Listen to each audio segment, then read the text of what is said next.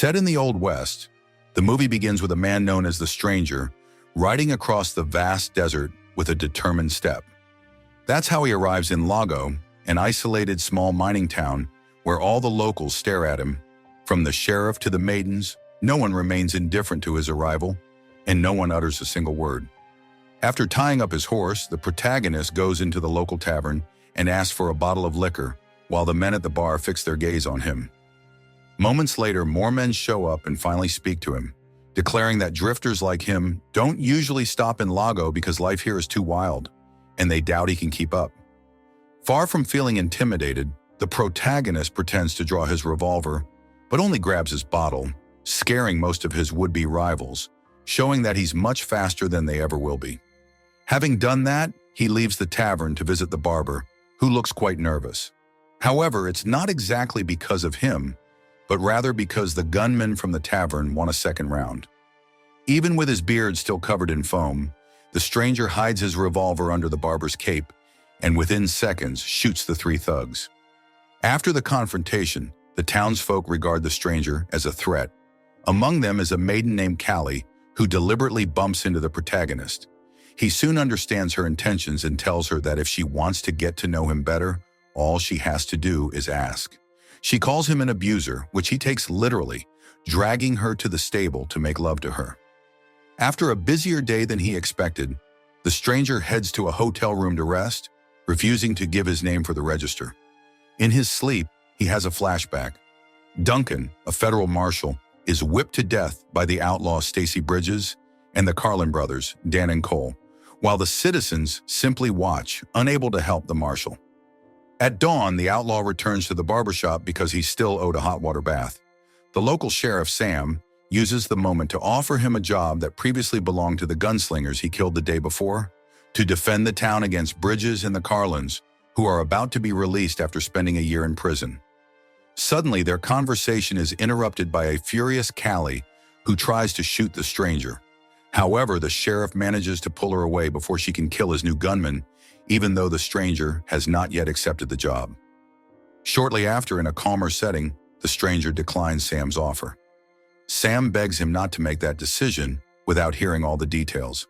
It turns out that Bridges and the Carlins used to be the company's hired guns, tasked with protecting the town from outlaws.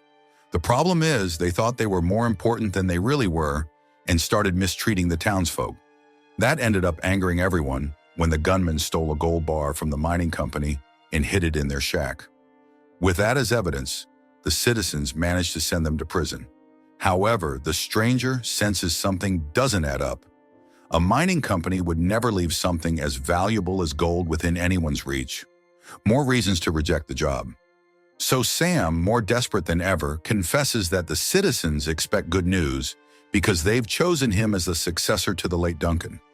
Still, the Stranger doesn't even like the town that much, so the sheriff resorts to his last option, offering him absolute freedom in the town.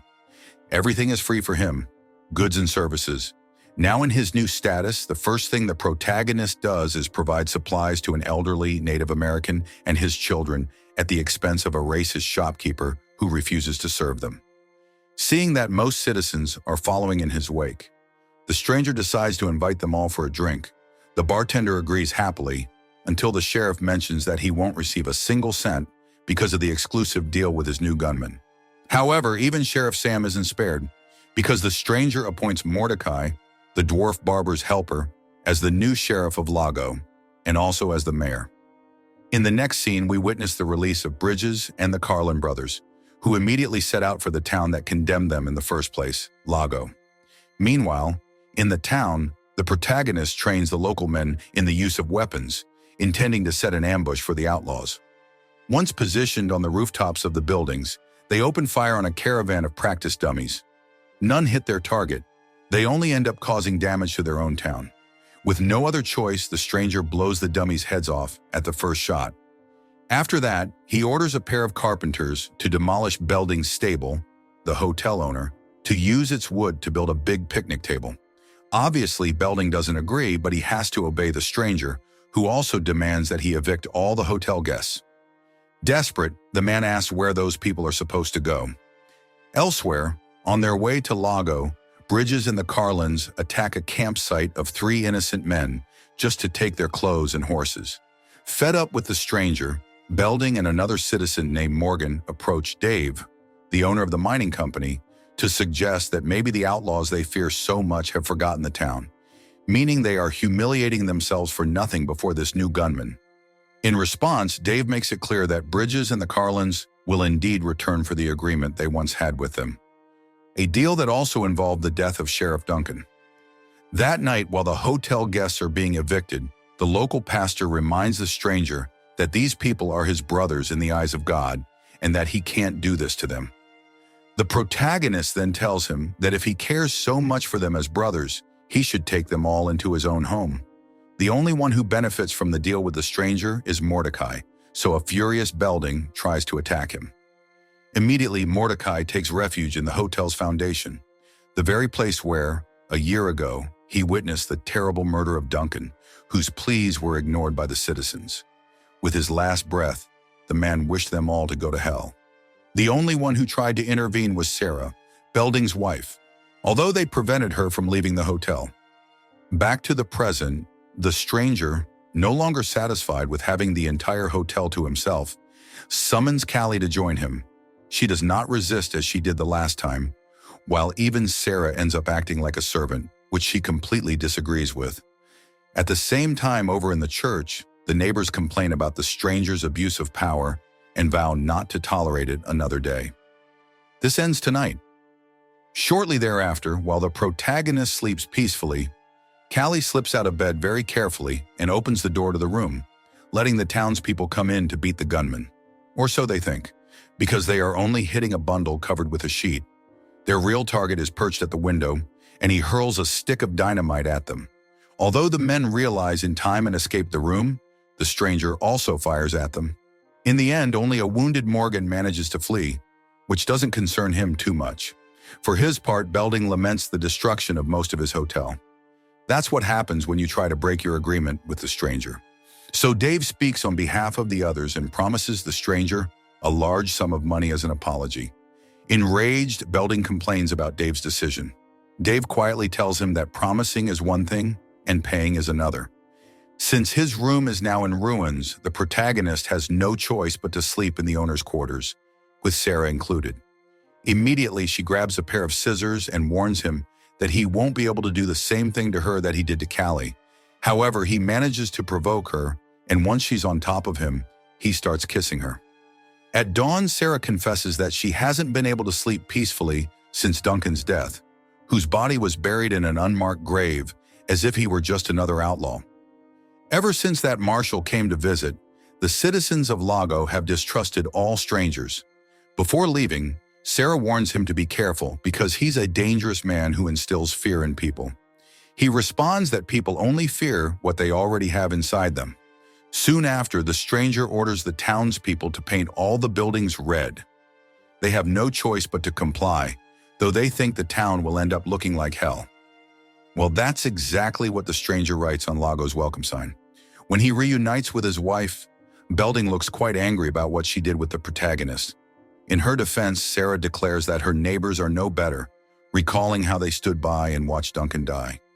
At that, her husband makes it clear they had no other choice, given that the marshal discovered that the local mine was government-owned and that they were using it for their own benefit.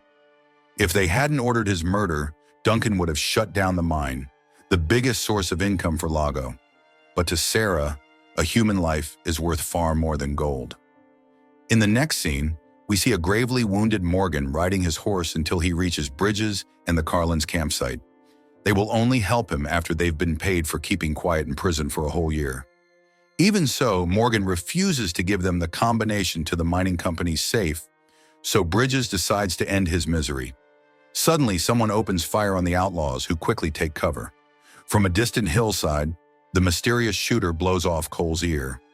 Unable to see clearly at such a distance, the outlaws assume it's Dave and shout that they can resolve this by talking. However, they get no reply, which only increases their desperation. Meanwhile, the mysterious shooter heads off, revealed to be the stranger. Upon returning to Lago, now painted entirely in red, he inspects the preparations for the ambush. citizens with rifles on the rooftops, tables laden with food and drink, and a big welcome sign at the town's entrance. Once he receives the signal that the outlaws are on their way, the protagonist decides to leave the village against all odds. Seconds later, Bridges and the Carlins arrive in Lago with guns blazing, shooting anything that moves and destroying everything in their path. The townspeople try to defend themselves as best they can, but they are no match for the outlaws, who pick them off from their positions in no time. In the midst of the chaos, Dave tries to flee toward the lake, only for Bridges to gun him down. By the end of the shootout, the few survivors are taken hostage in the tavern, and the criminals mock them for preparing a welcome party after accusing them of a murder the townspeople themselves ordered. Right when they're about to kill the civilians, a whip emerges from the darkness and drags Cole outside, where the stranger whips him to death. After that, he tosses the whip into the tavern, unnerving Bridges and Dan. They order everyone to leave the building. Suddenly, sticks of dynamite drop at their feet, causing them to scatter. As it turns out, there's no explosion. The dynamite was merely a distraction so that the stranger could get rid of their horses. While searching for the mysterious attacker, he hangs Dan with a rope right in front of Bridges. Terrified, the last outlaw is drawn to a dark corner by a voice asking for help. Unbeknownst to him, the stranger sneaks up behind him. When Bridges turns around, he's met with a barrage of bullets. Seizing the moment, Belding tries to shoot the stranger, but Mordecai guns him down at the last second. At dawn, the protagonist prepares to leave Lago, but not before giving a smile to Sarah, who also plans on leaving once and for all. Outside of town, the stranger finds Mordecai putting the finishing touches on a headstone. Before saying goodbye, Mordecai reminds him that he never learned his name, to which the stranger replies that, in fact, he does know it. While a puzzled Mordecai watches him ride off to a new destination, it's revealed that the headstone belongs to Duncan, the slain federal marshal and the stranger's brother. If you want interesting movie recaps, like, share, and subscribe to follow us for more movie recaps.